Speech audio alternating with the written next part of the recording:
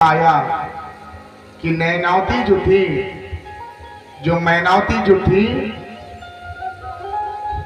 जो नैनों से इतनी सुंदर थी, जो बोली विचार का इतना सुंदरता था, जो नैनावती जो देखने के बाद राजा का मन हमेशा उन पे रहता था, उनके नैनों पे, उनके बोली पे, उनके विचार पे, उनसे एक कदम दूर नहीं रहते थे।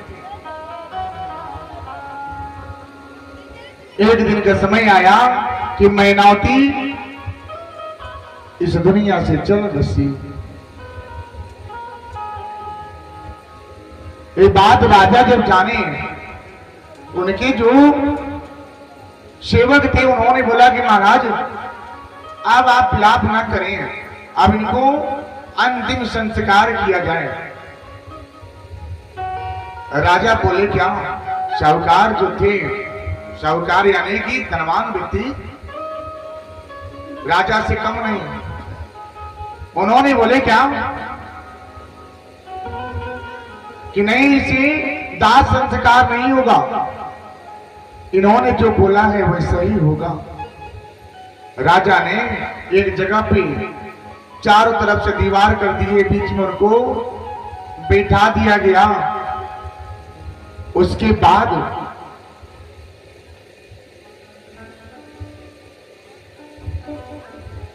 कुछ दिन पहले ही संकेत बात करते करते में ये भी हुआ था क्या, जब राजा ने उनको अपने सीने से लगाया था तो उनका सिर बहुत गर्म था।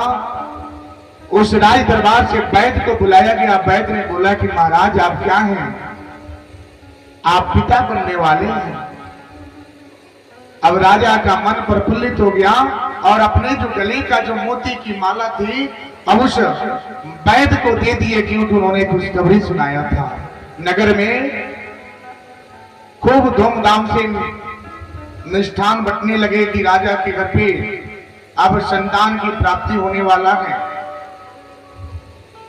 आशीर्वाद मिल गया। ये बातें सुन करके जो जेठानी थी, इनके मन में और ईर्ष्या हो गया और इसी ईर्ष्या के कारण उन्होंने उनके मायके में जाकर के उस मोती की माला को अपने गले में डाल दिया, जिसके नाते से मैनावती की प्राण हनन हुई। गर्भ से थी, फिर भी राजा ने उसको जैसे जैसे मैनावती ने बोला वैसे वैसे उन्होंने कर दिया।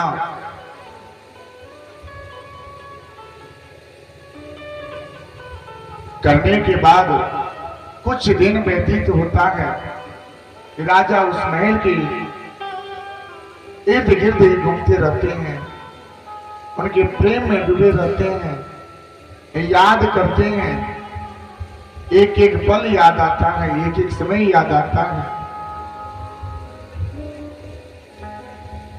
एक दिन का समय था, वो साहूकार उस महल में प्रवेश किए तो देखिए क्या कि एक छोटा सा नन्हा बालक उस आंगन में घूम रहा है और जैसे मैनावती बैठाई गई थी उनकी सीने पे बैठ करके खेल रहा है, गोद में बैठ करके खेल रहा है। राजा देखिए, अरे क्या ये क्या हो गया? एक तो पहले गर्भ से थी, उसके बाद गर्भ अवस्था में उनकी मृत्यु हो गई। कुछ दिन के बाद उस आंगन में नन्हे मुन्ने बालक आंगन में खेल रहे हैं। राजा को देखने के बाद राजा ने गोदी में उठा लिए और उनको प्रेम करने लगे, उनको माथे पे सहलाने लगी। अरे क्या हो गया? कौन है? कहां से आया?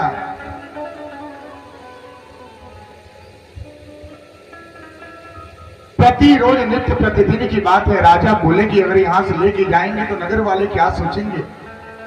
उस बच्ची को, उस बालक को वहीं पे छोड़ देते थे, चले जाते थे। फिर अगले दिन उनके लिए खिलौने लेके जाते थे, कुछ न कुछ लेके जाते थे। वो बड़ा होता चला गया।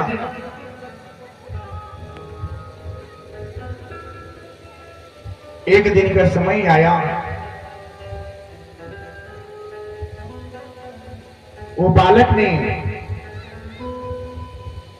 अपनी माँ से बोला, मैनावती से बोले कि माँ ये बताओ, तुम दिन में क्यों सोई रहती हो और रात में जग करके खेलती रहती हो, खिलाती रहती हो, दिन में क्यों सो जाती हो? वो आत्मा जो था, वो शरीर जो था, वो दिन में सो जाता था और रात में क्या करता था? बच्चों के साथ, अपने पुत्र के साथ वो चलती रहती थी, उसका देख रेख करती थी, दिन में सो जाती थी। दिन में एक मरने के समान हो जाता था और रात में वही आत्मा क्या होता था? खुल जाता था। क्या कारण है कि मैनावती दिन में सोती थी और रात में घूमती थी? इसका वजह क्या है?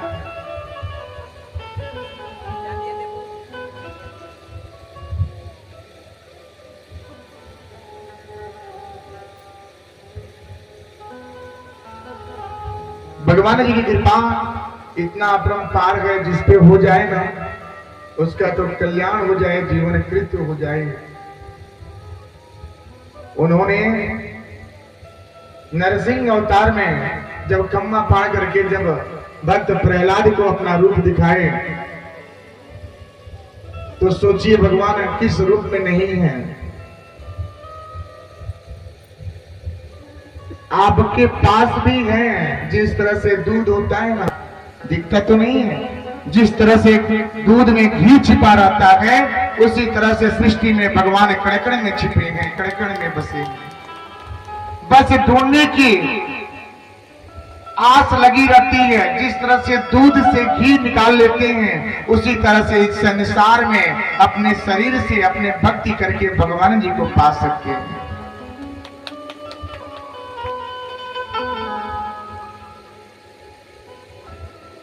कान्हा को मैंने चाहा, मन में उन्हें बसाया। एक ही दीजिए, ध्यान से सुनिएगा, कितना सुंदर है। भगवान जी को मन में बसा करके सारी कर्म करते रहिए। कान्हा को मैंने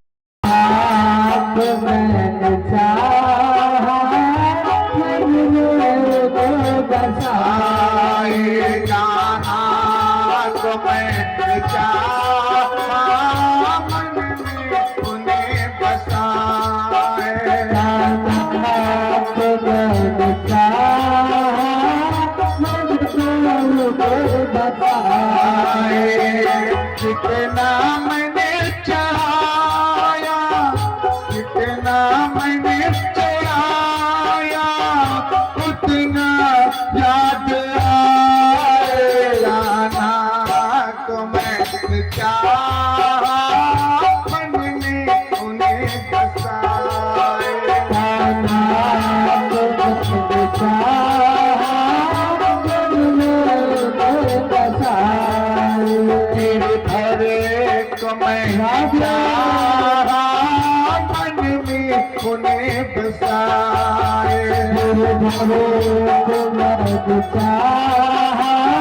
मन में उन्हें बसाए।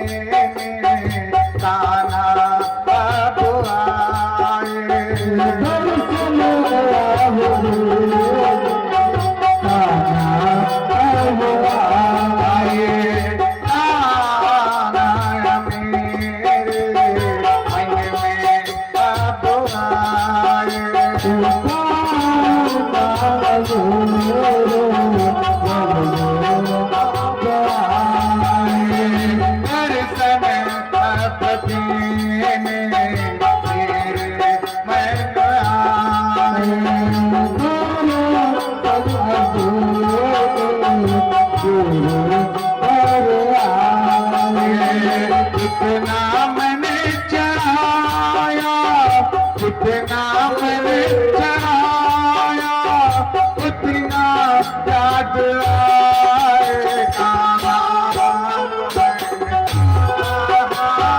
मन में उन्हें बसाए,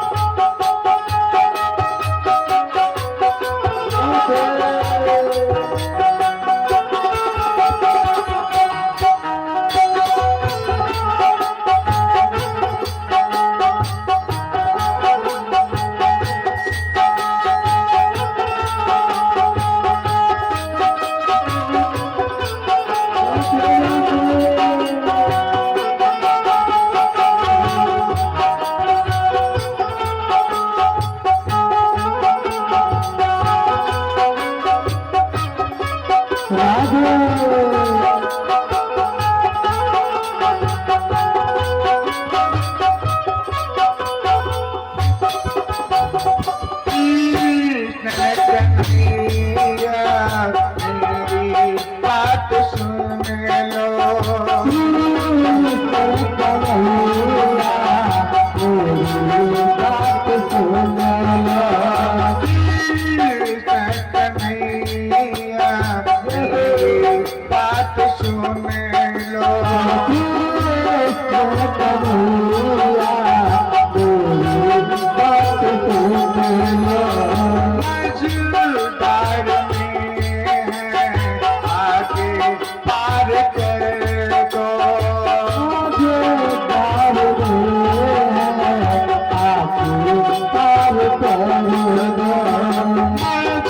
मझधार में है आगे पार कर दो, मझधार में है आगे पार कर दो, करता हूँ मैं अभी, करता हूँ मैं अभी, आस पूरा कर दो, मन में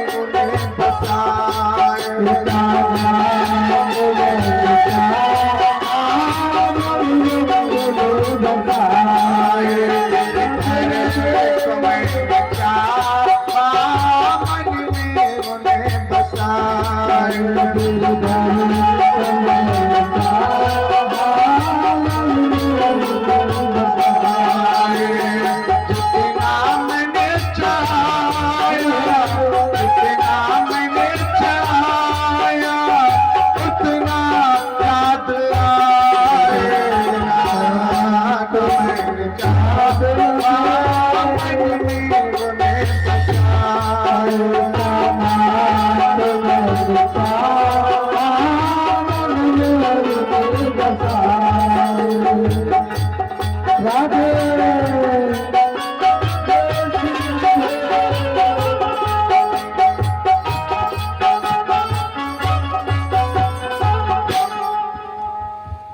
जब मैनावती, जब उनके पुत्र ने बोले कि माँ ये बताओ कि तुम दिन में सोती हो रात में क्यों जगती हो, माँ ने बोला क्या, अरे पुत्र ऐसी ऐसी दस्तान है, तुम्हारी जो बड़ी माँ है ना, तुम्हारे नानी के घर से मैंने उनको सारे भेद बता दिए थे, और नानी के घर से जो मेरा एक गुप्त जो बात थी, जो मेरा एक सबसे प्रिय पसंद था, जो सबसे प्रिय था, जो मेरा वस्तु था, तुम्हारी बड़ी माँ ने उसको ला करके गले में डाल दिया है, और दिन में वो पहन के रखती है, जिसके नाते समय क्या मेरी जो आत्मा है कैद रखता है, और सोते समय वो निकाल करके रख देती है, जिसके नाते मैं रात में घूमती रहती हूँ, घूमती रहती हूँ। अभी बात पुत्र को पता चला, उसके बाद ये पुत्र ने जब ये आती थी राजा, ये साहूकार जब प्रवेश होते थे तो सारी बातें इनसे बता दिए बताने के बाद साहूकार ने विचार किए, क्या अरे पुत्र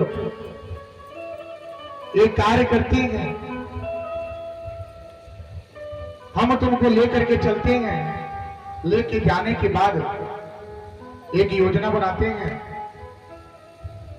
और तुम रोते रहना, चिल्लाते रहना, और तुम बड़ी माँ की गोद में जब जाओगे ना रोते रहना, और उनका मोती की माला जो है पकड़ करके रोना, जिद कर बैठना कि नहीं मुझे दे दो दे दो।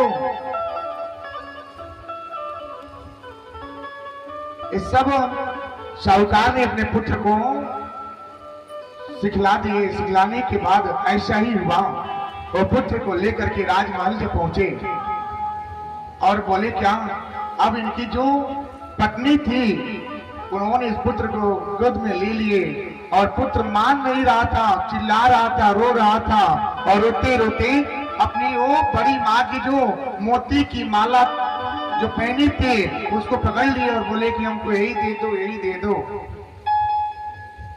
अब ये जोर से चिल्ला रहा था। राजा का आगमन, साहूकार का आगमन होता है, और जब वो रोने के कारण पूछे तो उन्होंने बोला कि मोती की माला ये पुत्र मांग रहा है, इसीलिए चिल्ला रहा है।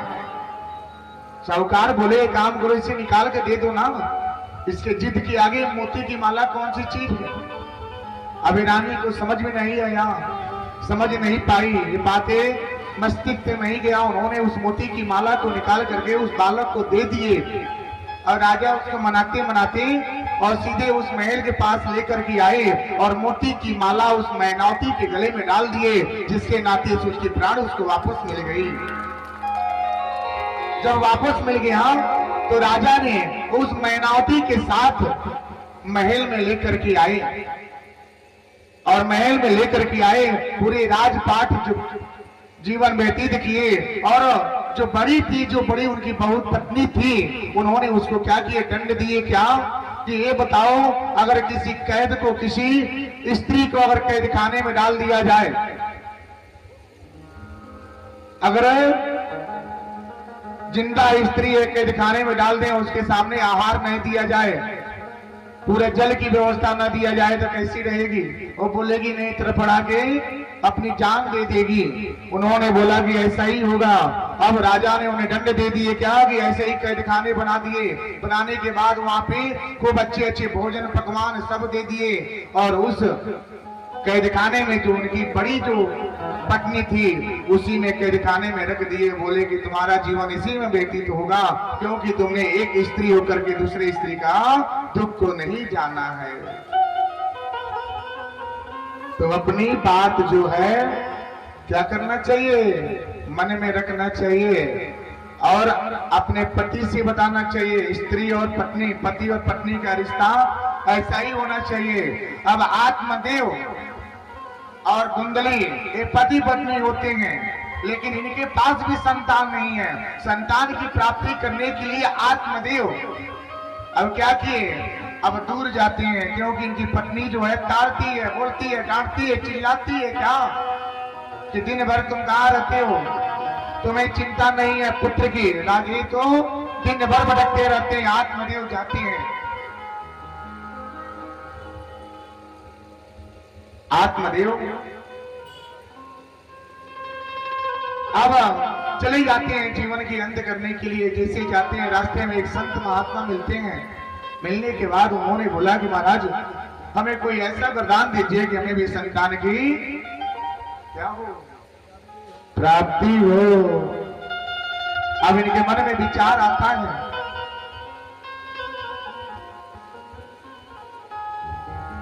अब इन्होंने बोला कि कितने मुस्कुरा करके बोले, क्या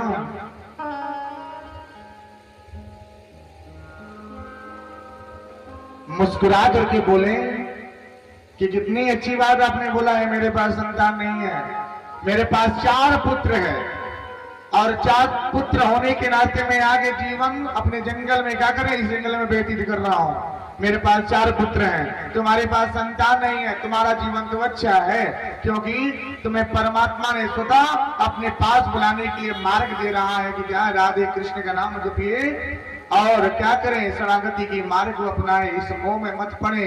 पुत्र से शरणागति नहीं होता, 4 नहीं अगर 8 पुत्र हो जावे उससे शरणागति नहीं है, क्योंकि शरणागति होता है क्या, आपके कर्मों से, श्रीमद् भागवत कथा की रसमान करने से, पुत्र की अग्नि देने से अगर आपकी शरणागति हो जावे तो आपको ये अनेक जीव जंतु के रूप में जन्म नहीं लेना पड़े। पुत्र क्या है, ये वंश वृद्धि का एक अंग होता है कि वंश की वृद्धि कैसे हुई। आप अकेले आए हैं और अकेले ही जाएंगे, आपके साथ कोई नहीं आया, आप अकेले हैं और अकेले ही जाएंगे। जो बच्चा अपने माँ के घर में होता है ना, तो भगवान जी की हर दृश्य नजर आता है, भगवान जी उनको सब कुछ दिखते हैं, पूरी सृष्टि पूरा देवी देवताओं का दर्शन वो बालक गर्भ में करता है। जब वो 9 महीने के बाद जब माता का गर्भ निचोड़ता है ना, निचोड़ने के बाद वो रोता है, क्यों रोता है, कारण क्या है,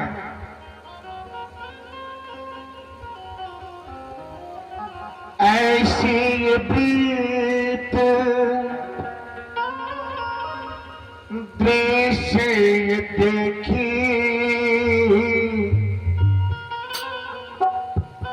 ओ नैनों का सुख नहीं,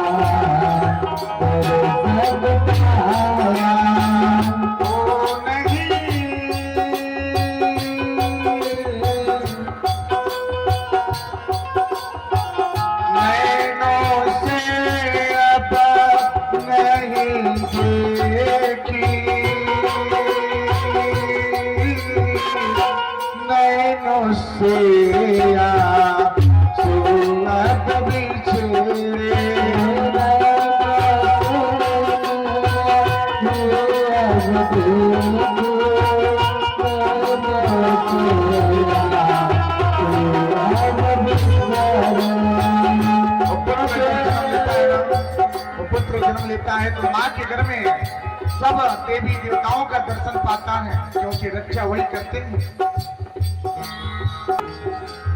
वही सब कुछ देख रेख करते हैं। जब माँ का गर्भ वो पुत्र छुड़ता है, रोता है, क्यों, क्योंकि वो देखता है कि मैं कहाँ आ गया हूँ। मोह बंधन ऐसी छाया नजरों के सामने आके पड़ी,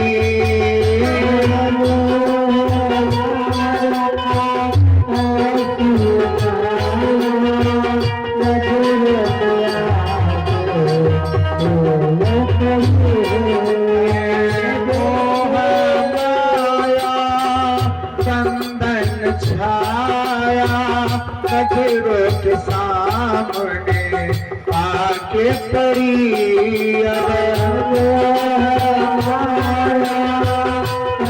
वो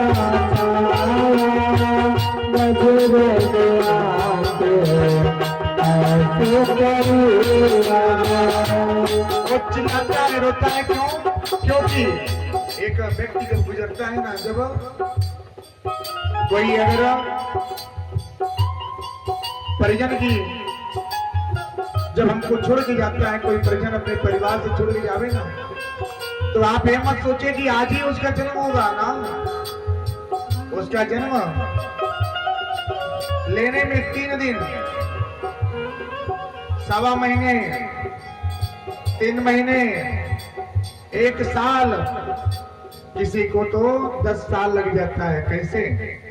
जिस तरह से आप क्या करते हैं, आप एक ट्रेन का टिकट निकालते हैं, अगर आप समय से टिकट निकाल लिए तो आपको सीट कंफर्म हो गया, अगर समय से टिकट नहीं निकाले तो वेटिंग आ जाता है, और वेटिंग में करने के बाद आप जा करके कि मेरा अब सीट कब आएगा, मेरा सीट कब आएगा। उसी तरह परिजन भी इंतजार करते हैं कि मेरे परिजन, मेरे परिवार वाले कब हमारे नाम से पिंडदान करेंगे और कब हमको शरणागति का मार्ग देंगे। तो यही पिंडदान से ही उनकी गति का जो बाधक होता है वो टूट जाता है, और 3 दिन, 1.25 महीने, 3 महीने और 1 साल के बाद परिजन का एक नया जन्म होता है। क्यों? एक जाता है, दूसरा आता है। तो इतना समय लग जाता है जन्म लेने में, 24 घंटे लग जाते हैं आपके हिसाब किताब करने में कि आपके अपने जीवन में कितना पाप किए, कितना पुण्य किए। परिजन के गुजरने के बाद सीधे यमदूत के जो आते हैं, दूत आकर के लेके चले जाएंगे, वहां पे बैठाया जाता है, देखो अपने जीवन के अतिरिक्त आपने कितना जन्म, कितने पाप, कितने पुण्य किए हैं। पता चलता है कि आपने क्या किया है, 1 किलो पाप कर दिए और 1 पाव पुण्य किए हैं। पाप की जो पैड़ा है ऊपर है, और जो पुण्य की जो पैड़ा है वो क्या है, ऊपर झुक गया है, और पाप की पैड़ा नीचे बैठ गया है। तो जब भगवान जी जब उसी पुण्य तक पहुंचते पहुंचते आपको कितने जन्म लेने पड़ेंगे, हिसाब किताब करने के बाद तब तो आपको जन्म मिलता है कि जाओ मनुष्य के जीवन पार करके कुछ अच्छे धर्म के कार्य करो, अच्छे सत्कर्म करो और अपने जीवन को कृत्य करो। अभी महात्मा ने बताया क्या, मेरे पास 4 पुत्र हैं, 4 पुत्र से शरणागति नहीं होता, शरणागति होता है अपने कर्म से। कर्म कीजिए, धर्म कीजिए, दान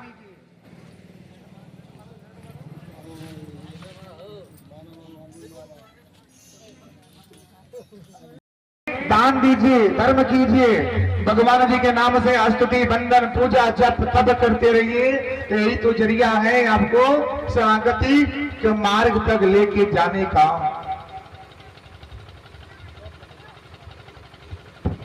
अब इन्होंने बताने के पश्चात जिद में आ गए, ना मुझे संतान चाहिए। अब आत्मदेव ने उस महात्मा से बोले मुझे संतान चाहिए। महात्मा ने एक फल दिए, बोले क्या है, लेके जाओ और अपने पत्नी को खिला देना, इससे संतान की प्राप्ति हो जाएगी। अब ये आत्मदेव आए और धुंधली को बोले क्या ये लो फल, ये फल खाने के बाद तुमको संतान की प्राप्ति होगा। और धुंधली ने ऐसा ही न करके उनके मन में विचार आया, अनेक प्रश्न खड़े हो गए। उन्होंने अपने बहन से संपर्क किए, बोले क्या, अरे बहन ऐसी ऐसी बात है।